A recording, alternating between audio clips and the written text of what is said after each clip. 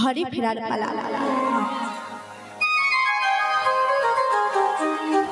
পালা তো দুটো হয়, আমাদের হয় পালা, ভগবানের হয় লীলা। পালা হচ্ছে দু ধরনের, আসার পালা আর যাওয়ার পালা। আমাদের যেদিন যাওয়ার পালা কাছে চলে আসবে সেদিন ভগবান আমার বাঁশি বাজে আমাদের সবাইকে ডেকে নেয়, তাই না? যার যখন চলে যাওয়ার সময় হয় ভগবান তো তখন তার নাম ধরে বাঁশি বাজিয়ে দেয়। ভগবান যখন যার নাম ধরে বাঁশি বাজায় তার আর দুদণ্ড সময় থাকে না এই মায়ার জগতে। এই মায়া মায়া করে আমাদের চলে যেতে হয়। এই মায়ারূপী জঙ্গলে, এই সংসাররূপী মায়া জলে আমরা সকলে এসেছি খেলতে। খেলতে খেলতে খেলতে খেলতে যার যখন খেলা শেষ হয়ে যাবে তাকে ধরা ধাম ছেড়ে ওই বাঁশির আওয়াজ শুনে চলে যেতে হবে পরপারে। ইহকাল ছেড়ে ওই পরলোক আমাদের গমন করতে হবে। আজকে রাত্রিতে কীর্তন শুনে বাড়ি গিয়ে বালিশে মাথাটা দিয়ে শুলে কোনো গ্যারান্টি নেই কাল সকালে আমি উঠবো কিনা। উঠলে সকাল, আর না উঠলে পরকাল। উঠলে সকাল, না উঠলে পরকাল। সেই জীবনে নিয়ে আমরা অহংকার করি, সেই রক্তের আমরা গরম দেখাই, আমরা এই কলিযুগের মানুষ।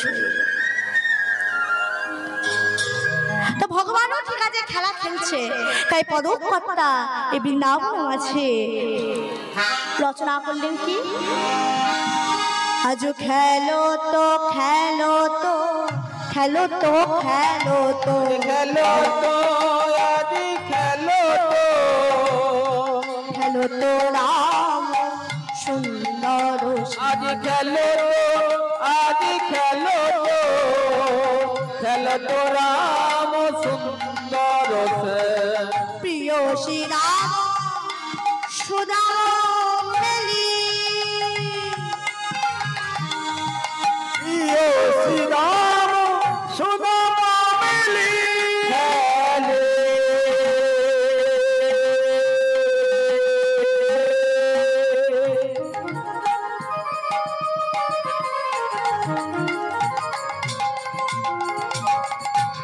মধুর বৃন্দাবনে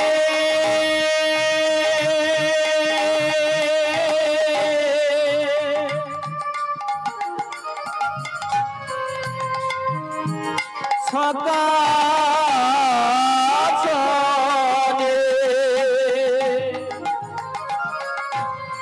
খেলা খেলে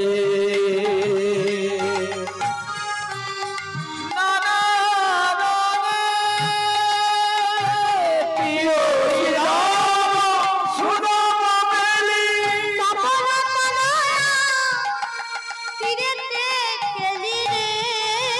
আর তপন তলায়া তীরে খেলি রে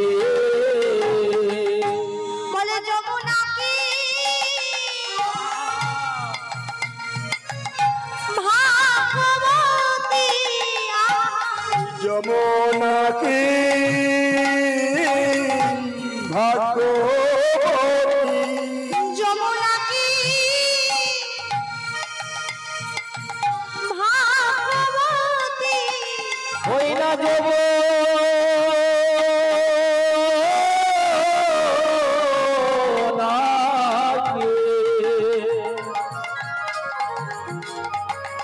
ভাগবতী লাগে ধীরে ধীরে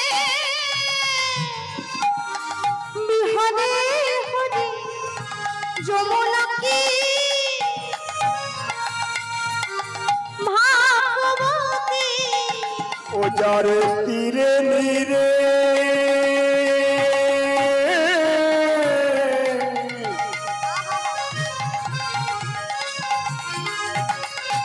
বিহারে হরি ও যারে তীরে নীরে বিহনে হরি যমুনাকে ভাগবতী নীরে নীরে বিহনে হরি যমুনাকি ভাগবতী নীরে নীরে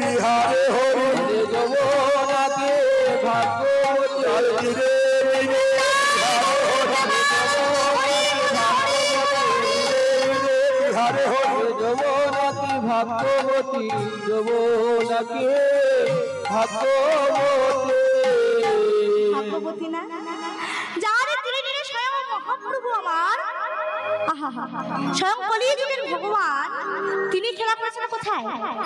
সুরধ্বনি গঙ্গায়।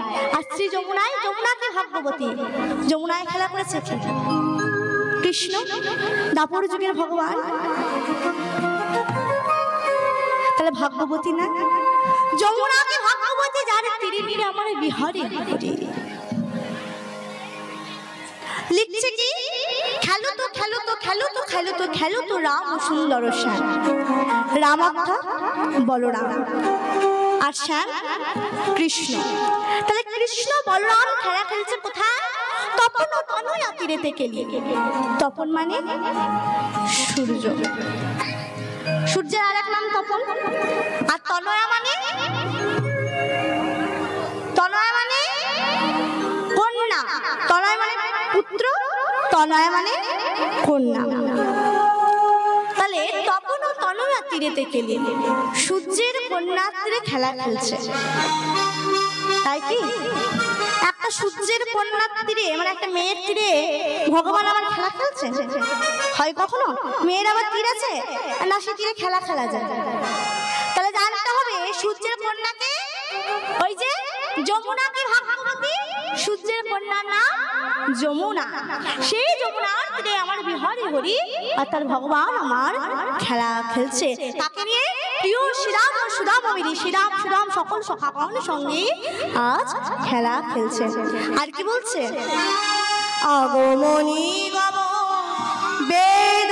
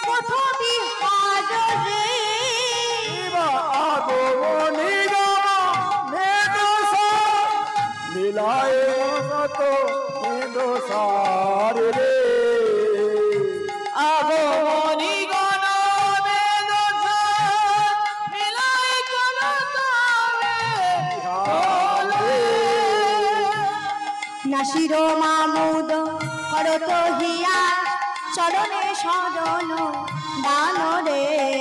নাসিরো মামুদ করত হিয়া চরণ সাদি রে। নাসিরো মামুদ করত হিয়া চরণে শরণ দান রে।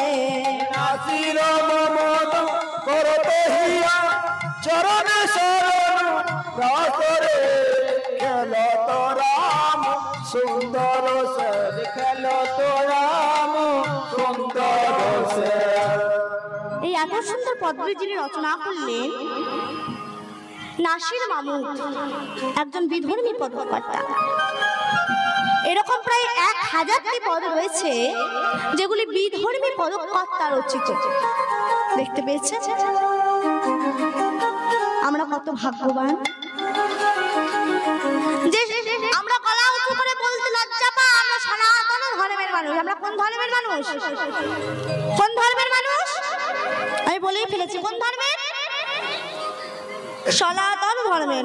অনেকে আমার সে বলে না হিন্দু ধর্মের মানুষ, আমরা বলে হিন্দু ধর্মের।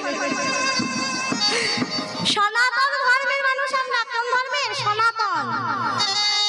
গলা উঁচু করে আমরা বলতে লজ্জা পাই, গলায় তুলসী কাষ্ঠে মালা নিতে লজ্জা পাই, তিলক সেবা করতে লজ্জা পাই। আমরা কলিযুগের মানুষ নামতে নামতে নামতে নামতে এমন জায়গায় নেমে গেছি চূড়ান্ত পর্যায়ে। আমাদের কোনো আচার আচরণটাই আমরা ঠিকভাবে পারি না। দেখবেন একটা আসতে আমরা দেখবেন দোকানের নাম রাখি না, দেখবেন ধরুন ব্রয়লার পোল্ট্রির দোকানে নাম রেখেছে Shri Chaitanya poultry centre, Shri Gauranga poultry centre, Shri Gauranga broiler centre. আবার দেখে জুতোর দোকানওয়ালা Gauranga shoe house, Mahaprabhu shoe house. কত কি মহাপ্রভু শু, শু মানে জুতো, মহাপ্রভু পাশে শু হাউস। চিন্তা করো, শ্রী চৈতন্য পোল্ট্রি নাম কোনোদিন বলেননি, শ্রী চৈতন্য পোল্ট্রি সেন্টার। এবার সেই দোকানকে দিয়ে সামান্য আপনি দোকানিকে গিয়ে জিজ্ঞাসা করবেন, ভাই তুই বলতো এই নামটা কেন রেখেছিস? বলে এই বাবা তুই জানিস না ভগবানের নাম দিয়ে দোকানের নাম রাখলে দোকান আমার একদম তর তরিয়ে চলবে। ভাই নাম রেখেছে ভগবানের নাম দিয়ে। হ্যাঁ আপনার দোকানটা সেরকমের দোকান হোক, দশকর্মা দোকান হোক, আপনি লিখুন গৌরাঙ্গ দশকর্মা ভান্ডার, কোনো আপত্তি নেই।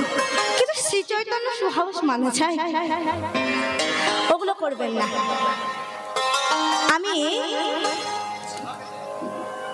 আগের দিনই বলেছি এই নামকরণ ব্যাপারটা কিন্তু যাতা ব্যাপার নয়, নামকরণ কিন্তু যাতা হবে করলে হয় না।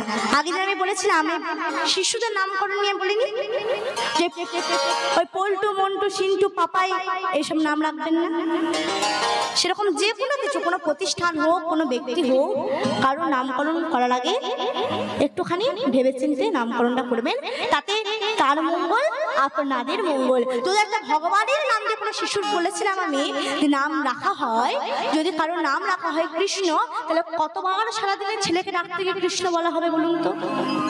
আপনার উদ্দেশ্যটা আলাদা হলো তো, নাম বদন দিয়ে তার নামটা উচ্চারণ হচ্ছে, উদ্দেশ্যটা আলাদা হোক, বদন তো বলছে তার নাম। কি ভুল বলছি? বলিনি তো, বদন বলছে তো, উদ্দেশ্য যাই হোক, তার নাম নিলেও ভবসিন্ধু পার হয়ে যায়। নামকরণ করার আগে একটু চিন্তা ভাবনা করে যে কোনো প্রতিষ্ঠান হোক, ব্যক্তির হোক, নামকরণ করবেন, এতে মঙ্গল আরো বেশি হবে। তা যাই হোক, বিধর্মী পদকর্তা হয়ে এত সুন্দর পদ রচনা করলেন। এবার ভগবানও আজ আমার ওই যমুনার তীরে খেলা খেলতে খেলতে খেলতে খেলতে দেখতে পেয়েছে গগনে আর বেলা নাই, তাই শ্রীরাম সুরাম সকল সখাগণকে ডেকে বলছে, ভাই রে চল চল, আর আমরা বিলম্ব করবো না, এবার আমরা গৃহের পথে রওনা দিই। এবার গৃহের পথে যে যাব, তখন শ্রীরাম বলছে, আয় ভাই, বলি তুই যে বলছিস সিংহা বাজাতে, বলছে সিংহা বাজিয়ে ধেনুর পাল জড়ো করে নে, আমরা গৃহে ফিরে যাব। তা তুই যে আমাকে সিংহা বাজাতে বলছিস, তা আমি একা সিংহা বাজালে তো সব ধেনুগুলো আসবে না কেন? ভগবানের কিছু চোরা ধেনু ছিল, যেগুলো একমাত্র ভগবানের মুরলীর ধ্বনি না শুনলে ফিরে আসতো না। তা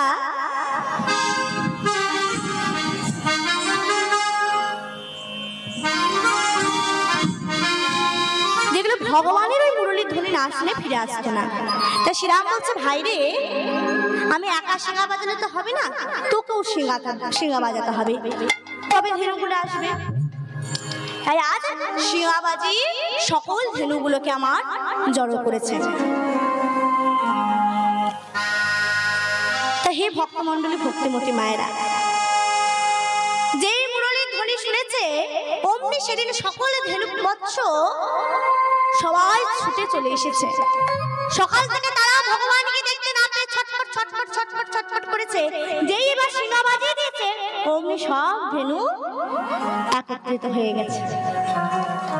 তাই পদকর্তা কি বলছে, চাল মুখে বেনু দিয়া সব ধেনুর নামে লইয়া জানে মুখে বেনু দিয়া সব ধেনু নাম লইয়া জানে মুখে বেনু দিয়া সব ধেনুর নামে লইয়া জানে মুখে বেনু দিয়া সব ধেনু নাম লইয়া ডাকিতে লাগিল ওই উচ্চ স্বরে ডাকিতে লাগিল ওই উচ্চ স্বরে আর ডাকিতে লাগিল উচ্চ স্বরে ডাকিতে লাগিল উচ্চ স্বরে আই ধবলি আই শ্যামলি আই ধবলি আই শ্যামলি আই ধবলি আই শ্যামলি আই ধবলি আই শ্যামলি পিঠের উপর পুচ্ছ তুলি আই ধবলি আই শ্যামলি পিঠের উপর পুচ্ছ তুলি আই ধবলি আই শ্যামলি পিঠের উপর পুচ্ছ তুলি আই ধবলি আই শ্যামলি বলে সিংহা বাজিয়েছে না এসে থাকতে পারে তাই যেই ওই মুরলী ধলি শুনতে পেয়েছে অমনি ছুটে এসে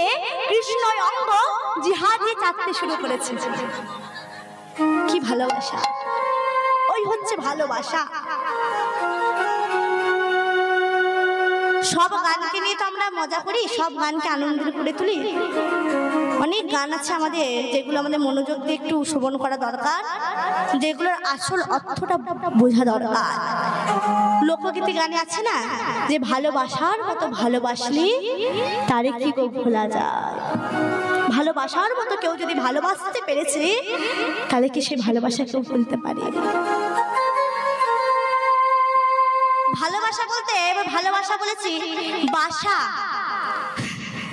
বাসা কাকে বলি আমাদের থাকতে দিয়েছে কোথায় একটা বাসাতে কি গো থাকতে দিয়েছে নাকি বাসাতে একটা বাসায় আমাদের থাকতে দিয়েছে আপনার একটা ভালো বাসা আছে বাসা মানে গৃহ ঘর বাসস্থান ওই বাসা কিন্তু নয় ভালোবাসা যে অন্তর থেকে ভালোবাসা যায় আপনি সংসারকে ভালোবেসে কোনোদিন সুখী হতে পারবেন না সংসারকে ভালোবেসে কেউ কোনোদিন সুখী হতে পারেন না কিন্তু ভগবানকে যদি আপনি একটা মিনিট কোনোদিন ভালোবেসে থাকেন সেই ভালোবাসা আপনি কোনোদিন ভুলতে পারবেন না গ্যারান্টি দিয়ে আমি বলতে পারি তো সব গানকে তো আমরা অর্থ বুঝি না বিপরীত অর্থ করে দিই কিন্তু লোকগীতি গানগুলো এই বাউল লোকগীতি গান এগুলো নাচার গান নয় ভালোবাসার মতো ভালোবাসলে তারই কি গো ভোলা যায় কখনো যায় না সত্যই কখনো ভোলা যায় না ওই ভালোবাসা যে আপনি ভগবানকে কোনোদিন নয়ন বাড়ি পরিশন করে ওই পুজোর ডালিটা নিয়ে গিয়ে সামনে রেখে যদি দুঃখটা নয়ন বাড়ি পরিশন করে বলতে পারেন যে দয়াময় গো সংসারে তাহলে আবদ্ধ হয়ে কোনোদিন তো তোমার কাছে ভালো করে ডাকতে পারিনি তোমার কাছে একটা সময় নিয়ে আসতে পারিনি তো দুপুরটা নয়ন বাড়ি পরিশন করে একটু যদি তোমায় ভালোবাসতে পারি আমার জীবনটা ধন্য হয়ে যাবে কোনোদিন আমরা বললাম না হা বউর বলে একবার কাঁদলাম না হা প্রাণনাথ বলে একবার কাঁদলাম না কিসের জন্য দিয়েছি নয়ন যুগল সুন্দর জগৎটাকে শুধু দেখার জন্য দেয়নি তার যে ভুবন খোলার রূপ সেটাকে দর্শন করার জন্যই নয়ন যুগল আমাদের দিয়েছে ভুবন খোলার রূপটা কার দর্শন করার জন্য এই সুন্দর আঁখি দুটো আমাদের দিয়েছে সুন্দর নয়ন যুগল দিয়েছে কিন্তু সেই নয়ন যুগল দিয়ে প্রাণ ভরে কোনোদিন তোমায় আমি দর্শন করতে পারলাম না কি মানব দেহ কি মানব জন্ম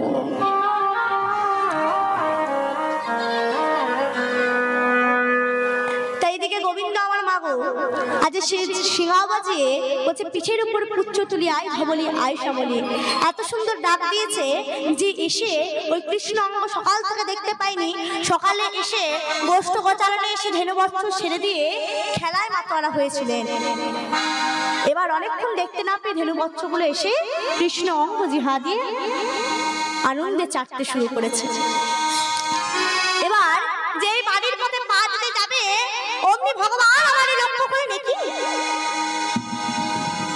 আমার মঙ্গলই তো আসেনি শ্রীরাম সুদাম সকলকে ডেকে ডেকে বলতে ভয় পেয়ে দেখো আমার মঙ্গলই এসেছে আমার মঙ্গলই কোথায় মঙ্গলই মঙ্গলই মঙ্গলে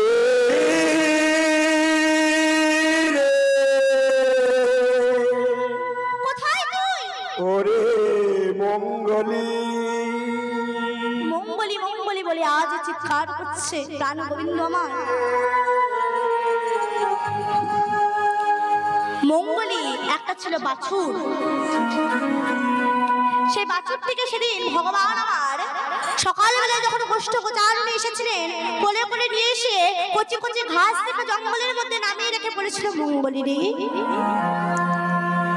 তোকে আমি এখানে নামিয়ে যাচ্ছি, তুই এখানে থাকিস, একটা গন্ডি দিয়ে দিয়েছি, এই গন্ডির ভিতরেই তুই থাকিস, এই গন্ডি যেন পার হোস না, তাহলে তোর বিপদ হবে, গন্ডি না পেরোলে তোর কোনো বিপদ হবে না, সন্ধে ঘনিয়ে এলে যখন আমি ডাকবো তুই আসবি, আর যদি নাও আসতে পারিস তাও যদি তুই এই জায়গাটায় থাকিস আমি তোকে এসে নিয়ে যাবো।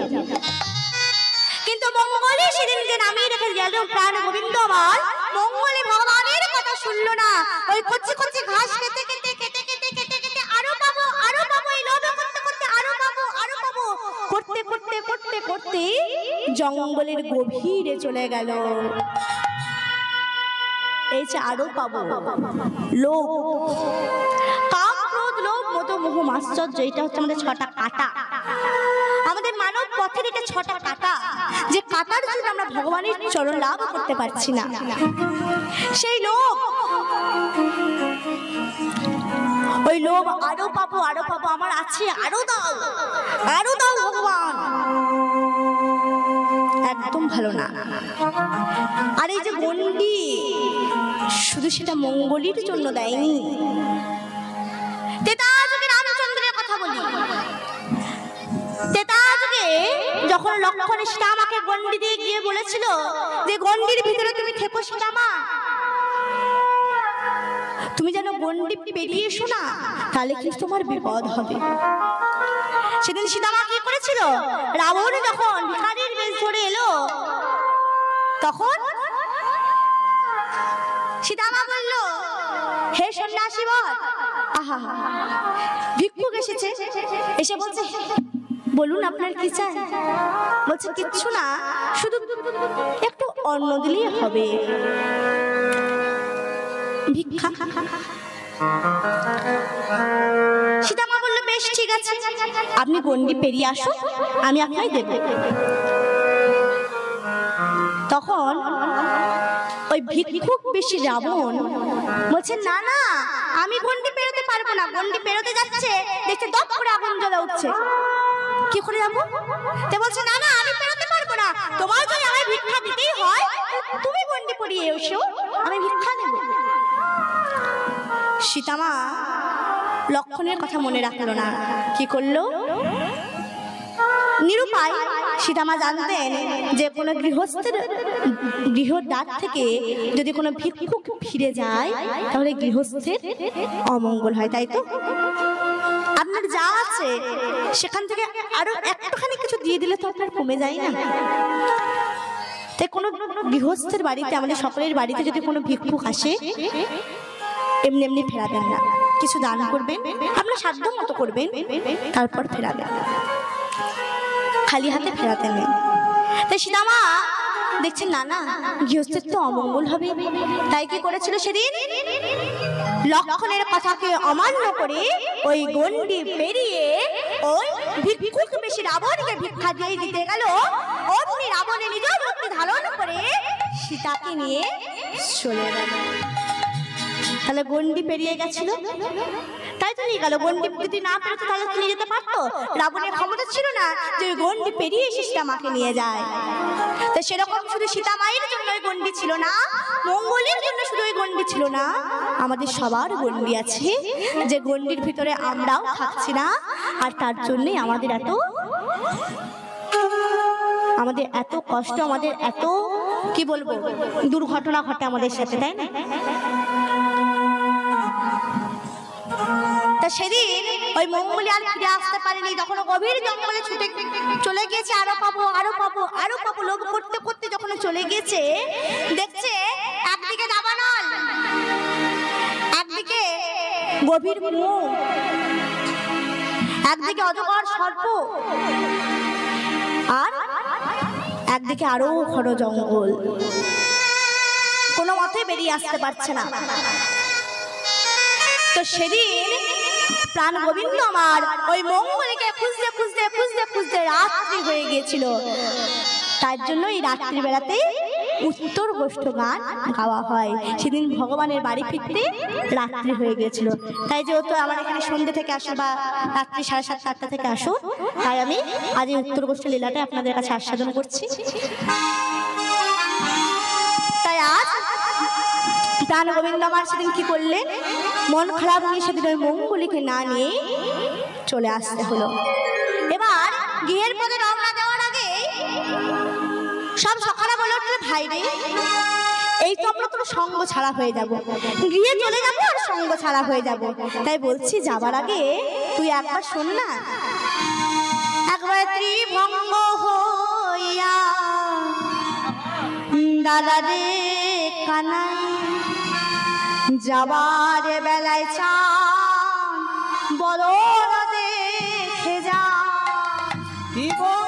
হইয়া দাঁড়ারে কানাই বদন চান দেখিয়া যায়। ত্রিভঙ্গ হইয়া দাদা রে কানাই যাবার বেলায় চান বদন দেখে যা। একবার ত্রিভঙ্গ হইয়া দাঁড়ারে কানাই যাবার বেলায় চান বদন দেখে যায়। বলছে ত্রিভঙ্গ হয়ে একবার দাদা, এই যে তো সঙ্গ ছাড়া হয়ে যাব আর তো দেখতে পাবো না, তাই বলি আমরা এখনো সঙ্গ ছাড়া হচ্ছি যেন কাল সকালে এসে আবার কি করতে পারি। আরে সকালে আসিয়া ফেরিব পুনঃ সঙ্গ ছাড়া করিস না যেন। সকালে আসিবা দেখিব মুখ সঙ্গ ছাড়া করিস নাই কানা। সকালে আসিয়া ফেরিব পুনঃ সঙ্গ ছাড়া করিস না যেন। সকালে আসিয়া ফেরিব অঙ্গ সঙ্গ ছাড়া করিস না যেন। আদি তো কিছু চাই না মোরা, আর তো কিছু চাই না মোরা। আদি তো কিছু চাই না মোরা। আমরা আর তো কিছু চাই না মোরা। সঙ্গ ছাড়া করিস না যেন, আদি তো কিছু চাই না মোরা। বলি সঙ্গ ছাড়া করিস না কানাই, আর তো কিছু চাই না মোরা। বলছে আমাদের যেন সঙ্গ ছাড়া করিস না, আমাদের দেহ বিদায় দে, কে সকালে এসে যেন আবার তোর ওই বদন খানা আমরা দর্শন করতে পারি। এই দেরি হতে হতে হতে হতে প্রাণ গোবিন্দ আমার বলছে, ভাই রে, অনেক অনেক দেরি হয়ে গেল আজ, এক মঙ্গলীকে খুঁজতে দেরি হয়ে গেছে, আবার তোরা কথা বাড়াচ্ছিস তো আমার আরো দেরি হয়ে যাবে। তাই কি বলছে, বেলি অবসানে হইল চলো যাই ঘরে। বেলি অবসান হইল চলো যাই ঘরে। বেলি অবসান হইল চলো যাই ঘরে। বেলি অবসান হইল চলো যাই ঘরে। মায়ের না দেখিয়া প্রাণ কেমনে কেমনে করে, মায়ের দেখিয়া প্রাণ কেমন যেন করে। মায়ের না দেখিয়া প্রাণ কেমনে কেমনে করে। মায়ের দেখিয়া প্রাণ কেমন যেন করে। আর যে ধৈর্য ধরে না রে, বলে আর যে ধৈর্য ধরে না রে। আর যে ধৈর্য ধরে না রে, আর যে ধৈর্য ধরে না রে। আর বিলম্ব করিস না রে, আর যে ধৈর্য ধরে না বলি রে। আর বিলম্ব করিস না রে, আর যে ধৈর্য ধরে না রে। না দেখিয়া প্রাণ কেমন যেন করে। মায়ের দেখিয়া প্রাণ কেমন যেন করে। মায়ের না দেখিয়া প্রাণ কেমনে কেমন করে। মা, এই মা শব্দটা এমন এক শব্দ, আমি আগের দিনও বলেছি, আগের দিন আমি বলেছিলাম সন্তান হারা মাদের কত যন্ত্রণা, কত বেদনা, কত কষ্ট। যার সন্তান হারিয়েছে, যাদের সন্তান নেই তারা জানে, তাই না। আর এই মা শব্দটা এই মা শব্দটা এমন এক শব্দ,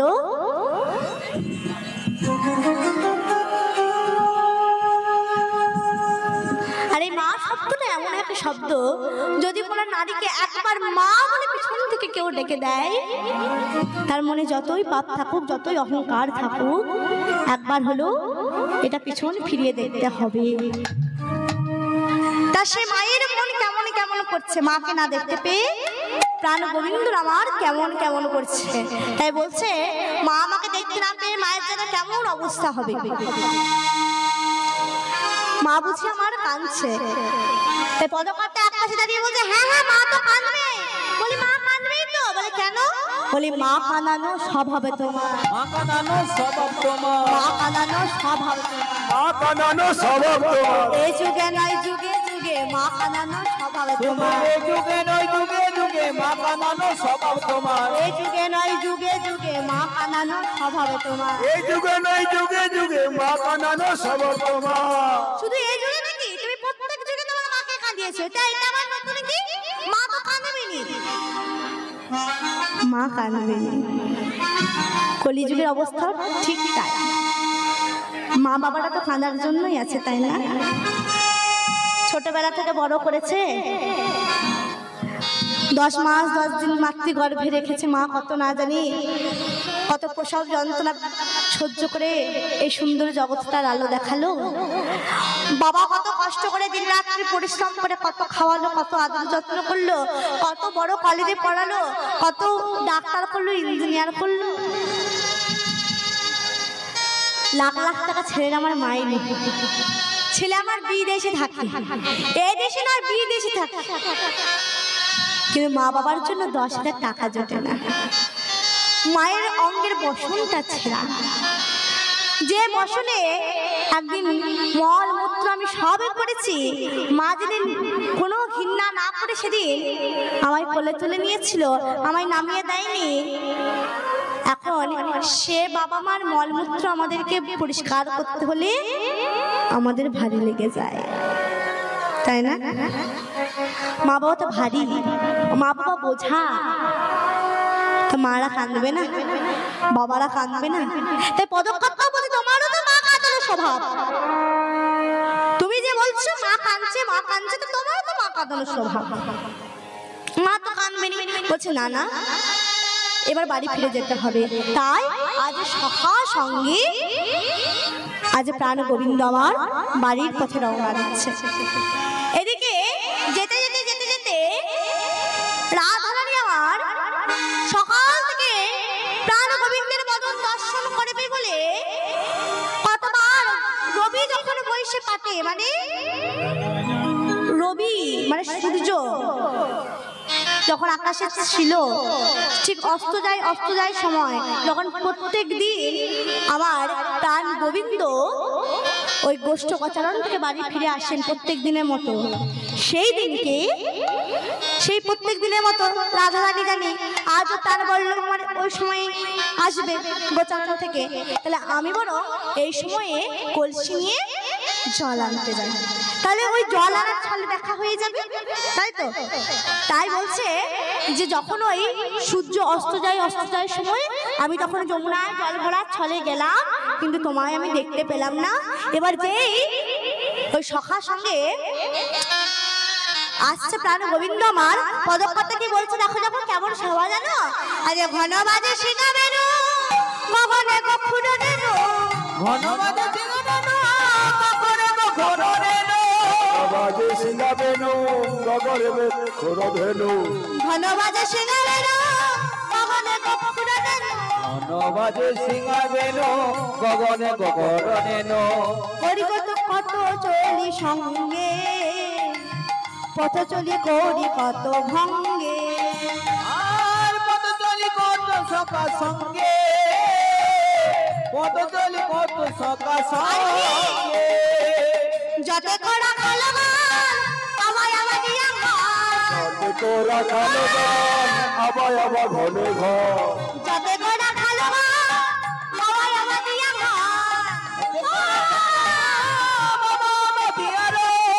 বলো নাম দাস চলি সঙ্গে, বলো নাম দাস চলি সঙ্গে, আরে বলরাম দাস চলে সঙ্গে, বলরাম দাস চলে সঙ্গে।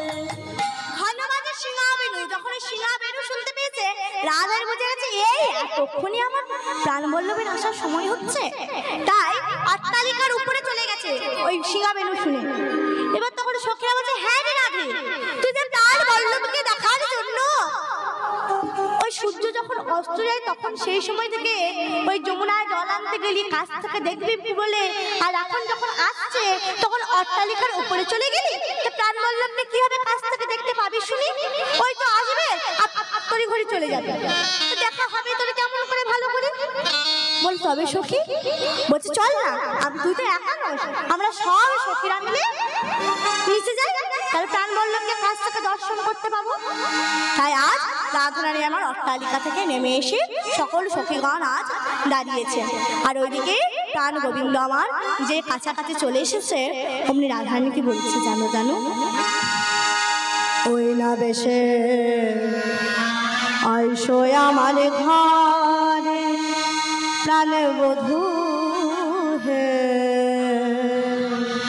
ওই না বেশে আইসো আমার ঘরে প্রাণ বধূ হে,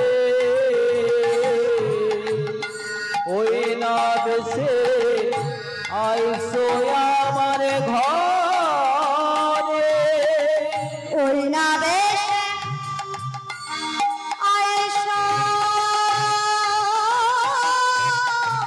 তুমি প্রাণবধূ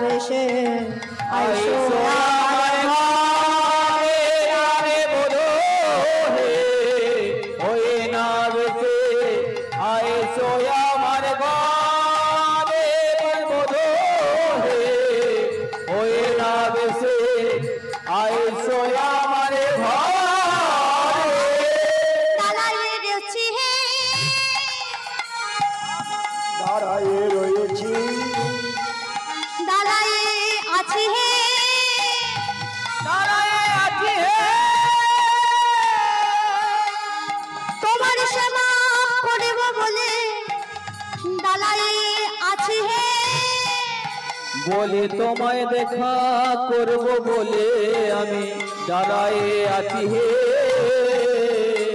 আমি তোমার সেবা করব বলে দাঁড়ায়ে আছি হে,